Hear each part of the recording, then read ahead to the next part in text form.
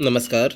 Video number 50 अभी सितंबर month का जो सिलेबस में है लेसन नंबर 7 चैप्टर 7।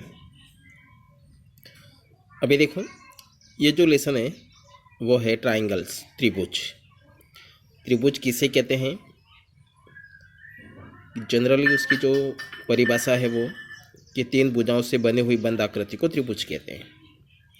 त्रिभुज में तीन कोण होते हैं, तीन भुजा होती है, मतलब त्रिभुज के 6 अंग होते हैं, तीन कोण और तीन भुजा। त्रिभुज के तीनों कोणों का योग 180 डिग्री होता है। ये जो प्रॉपर्टीज है त्रिभुज की वो अपन को मालूम है और एक बार अच्छी तरह उसको रिवाइज करना है। अब इसके आगे अपन चलते हैं। समरूप त्रिभुज, दो त्रिभुज समरूप कहलाएंगे कब? यदि उनके अनुरूप अंग एक रूप हो। अंग मीन्स भुजा और कोण। त्रिभुज के 6 अंग है, उसमें से 3 भुजा हैं और 3 कोण हैं। जैसे यहाँ पे दो त्रिभुज की बात करते हैं, ए बी सी एक त्रिभुज है, दूसरा है पी क्यू आर।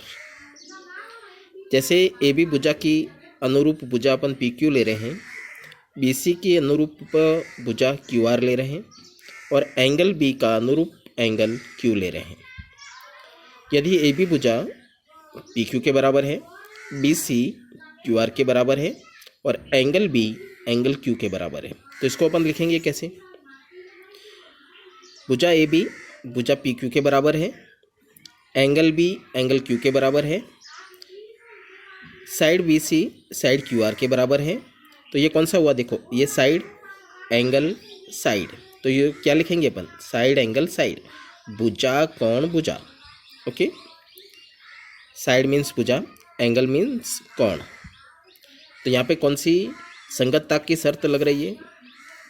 दो साइड है, ये साइड इसके बराबर, ये साइड इसके बराबर, और इन दोनों साइड के बीच का कोण एंगल बी एंगल क्यू के बराबर होना चाहिए। दोनों साइड के बीच वाला कोण, इसके भी दोनों साइड के बीच वाला कोण, ये दोनों कैसे होने चाहिए? बराबर। ओके, तो जो भी एंगल ले रहे हैं वो एंगल कौन सा होना चाहिए? जो इनकी अनुरूप भुजाएं बराबर हैं उनके बीच वाला कोण। देखो ये भुजा इसके बराबर, ये भुजा इसके बराबर, तो इन दोनों के बीच का कोण और इन दोनों के बीच का कोण, ये दोनों कैसे होने चाहिए? बराबर। तो ये कंडीशन हो जाएगी साइड एंगल साइड। इसी प्रकार अपने पास और भी समरूपता की शर्तें हैं। कौन कौन सी? जैसे अपन ने फर्स्ट अभी बात की थी साइड एंगल साइड की, इसी तरह से एंगल साइड एंगल भी होता है, साइड साइड साइड भी होता है, एंगल एंगल एंगल भी होता है। साइड साइड साइड का मतलब क्या है कि यदि दो त्रिभुज की तीनों भुजाएं आपस में बराबर हो, तीनों भुजाएं मीन्स जैसे ए बी पी क्यू के बराबर, बी सी क्यू आर के बराबर, ए सी पी आर के बराबर, तो तीनों भुजाएं इस त्रिभुज की, तीनों भुजाएं इस त्रिभुज की अनुरूप तीनों भुजाएं के बराबर है, तो वो कौन सा हो जाएगा? साइड साइड साइड मीन्स भुजा भुजा भुजा।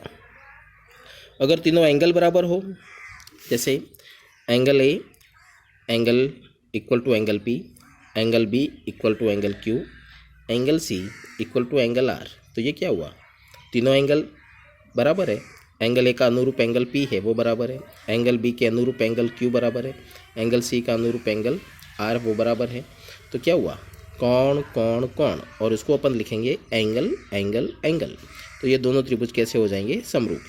समरूप त्रिभुज दिखाने के लिए ये वाला सिंबल यूज करते हैं। ओके, कि triangle A B C congruent to triangle P Q R means त्रिभुज ए बी सी और त्रिभुज पी क्यू आर कैसे हैं? समरूप। ये कुछ सिंबल्स है जो आपको याद रखना है। अभी देखो इन सभी का ये जैसे डायग्राम बनाया अपन ने और ये कंडीशन दिखाई, इसी तरह से आपको 2, 3 और 4 इनकी भी डायग्राम बनाना है और इनको जैसे ये लिखा उसी प्रकार 2, 3, 4 की कंडीशन को लिखना है और दोनों त्रिभुज को समरूप दिखाना है।